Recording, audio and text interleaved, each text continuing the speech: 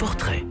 Le portrait d'une personnalité qui change le monde à son échelle, c'est tous les jours avec vous, Cyrielle Ariel. Bonjour. Bonjour Anna Jumet, bonjour à tous. Et vous revenez d'Éthiopie où vous avez rencontré une femme exceptionnelle, une militante écologiste qui soutient le travail des paysans de son pays. Elle s'appelle Rohama Getaoun. Eh bien oui, c'est une femme de 29 ans, plutôt timide au premier abord, puis une fois en confiance, elle devient bavarde et nous fait partager son énergie et surtout son moteur, qui est celui de changer les coutumes de son pays, notamment en apportant l'accès à l'éducation aux filles. Rohama Getaoun est née à Weldia, une ville au nord d'Éthiopie.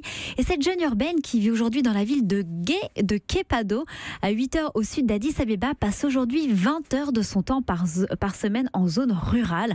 Car comme elle dit, les problèmes viennent des campagnes. Et c'est pourquoi, très vite, elle a voulu devenir écologiste pour soutenir les communautés pauvres de son pays.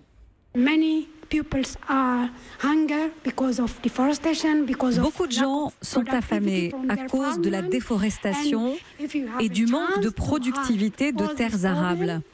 Et si nous avions l'opportunité de stopper tous ces problèmes, nous pourrions obtenir de bons résultats.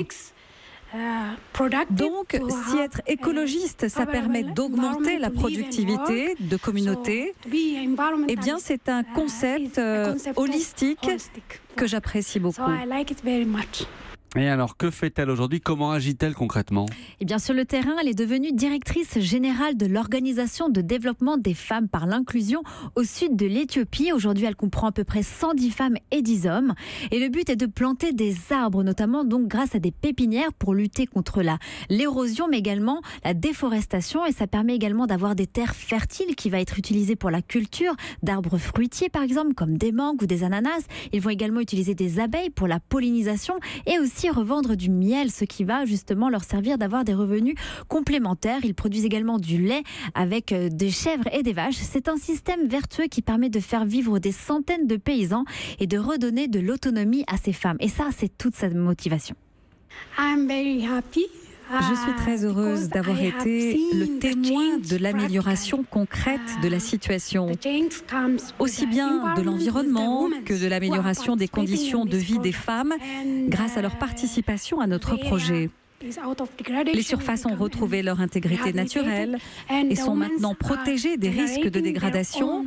Et les femmes y trouvent une source de revenus.